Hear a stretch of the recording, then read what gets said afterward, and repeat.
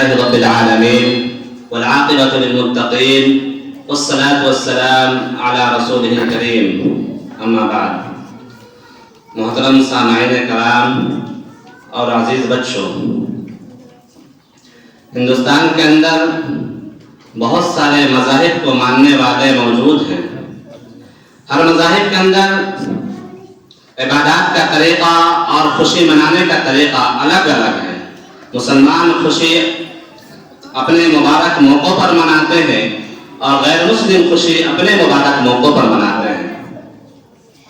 پورے سال کے اندر صرف 2 دن ایسا ہے جس کے اندر ہندوستان کے تمام باشی، چاہے وہ مسلم ہوں، سکھ ہوں، عیسائی ہو، کرسچن ہوں، بدھ مذہب کے ماننے والے ہوں یا دیگر مذاہب کے ماننے والے ہوں، ہندوستان کا ہر ہندوستانی اس دن خوشی مناتا ہے. وہ دن کون سے ہیں؟ وہ دن آزادی کا دن ہے، وہ دن 15 اگست کا دن ہے، وہ دن جس دن ہندوستان انگریزوں کی غلامی سے آزاد ہو گیا تھا. اور دوسرا دن ہے کہ جب ہندوستان کی آزادی کے بعد اس ملک کو چلانے کے لیے کہ ملک میں کون سا قانون چلا جائے، ملک کے باشندے کس قانون اور کس آئین کے تحت اپنی زندگی گزارے، اس قانون کو بنانے کے بعد جو نافذ کیا گیا تھا وہ ہے 26 جنوری، جسے ہم یوم جمہوریہ اردو میں کہتے ہیں اور انگریزی میں جسے ریپبلک ڈے کہا جاتا ہے. اور آج کا دن 15 اگست ہے. 15 اگست کو انگریزی میں کہا جاتا ہے انڈیپینڈنس ڈے.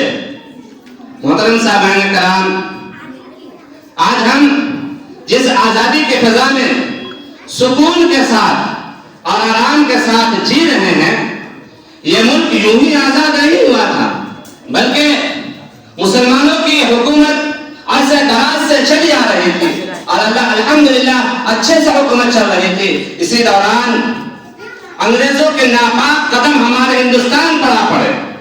انگریز جو تجارت اور بزنس کے غرض سے بنگال کی سرحدوں سے انڈیا میں داخل ہوئے تھے اور اپنی کمپنی کی بنیاد ڈال دی، جسے ہم اور آپ ایسٹ انڈیا کمپنی کے نام سے جانتے ہیں.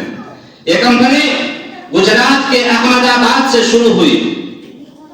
دھیرے دھیرے کمپنی بڑھتی چلی گئی اور انگریزوں نے اپنی شاخیں پورے ملک میں کھول دیا.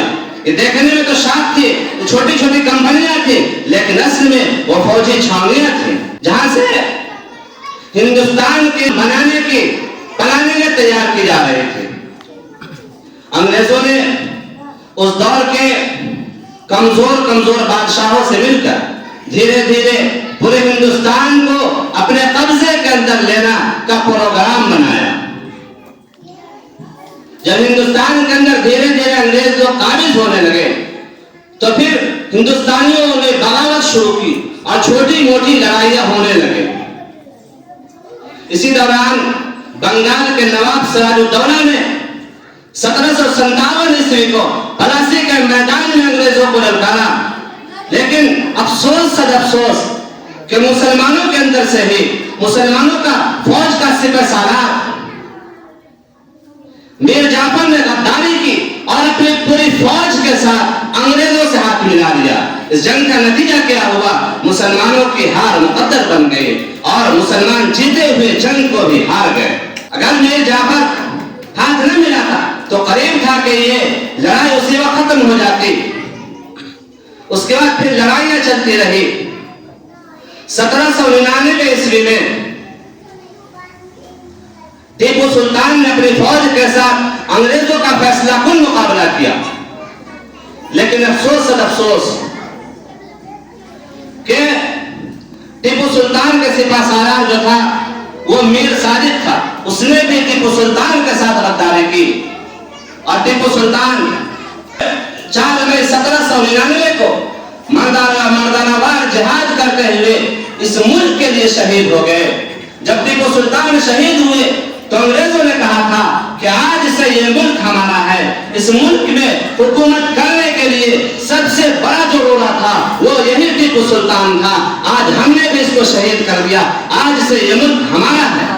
وہ ٹیپو سلطان جس سے انگریز تھر تھر کانپتے تھے، وہ ٹیپو سلطان جنہوں نے کہا تھا کہ شیر کی ایک دن کی زندگی گیدڑ کی 100 سالہ زندگی سے بہتر ہے کہ ہم اگر جئیں گے تو شیر کی طرح دہاڑتے ہوئے جئیں گے، لیکن گیدڑ کی طرح دبکی مار کر گھٹ گھٹ کر ہمیں جینا ہرگز گوارا نہیں ہے۔ اسی لیے ٹیپو سلطان نے اس ملک کی خاطر اپنی جان کو قربان کر دیا۔ ابھی 2 سال پہلے میسور کے اندر جہاں ٹیپو سلطان رہا کرتے تھے، میسور کے اندر بڑے بڑے پوسٹر لگائے گئے، مجاہدین آزادی کے بڑے بڑے اشتہار، شاہراہوں پر سڑکوں پر پوسٹر لگائے گئے، جو شہدا ہو گئے تھے، جو اس ملک پر قربان ہو گئے تھے۔ لیکن افسوس برادران وطن میں سے ہی کچھ لوگ جو انتہائی درجے کی نفرت کرتے ہیں، انہوں نے ٹیپو سلطان کے اس پوسٹر کو پھاڑ دیا۔ وہ پوسٹر دیکھنے کے بعد دل میں اتنی تکلیف ہوتی ہے جسے بیان نہیں کیا جا سکتا کہ جس نے اپنے پورے خاندان کو